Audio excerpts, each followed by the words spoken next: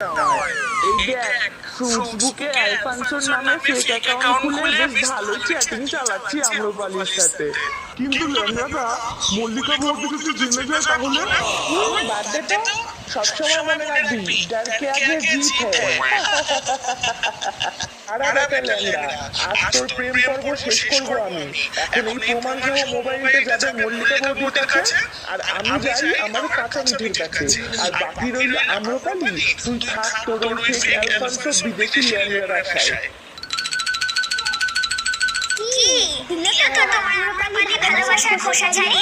তুমি ঠিক বলেছিলে কাঁচা মিঠে, ওই আম্রপালি আমার ভালোবাসার যোগ্যই নয়।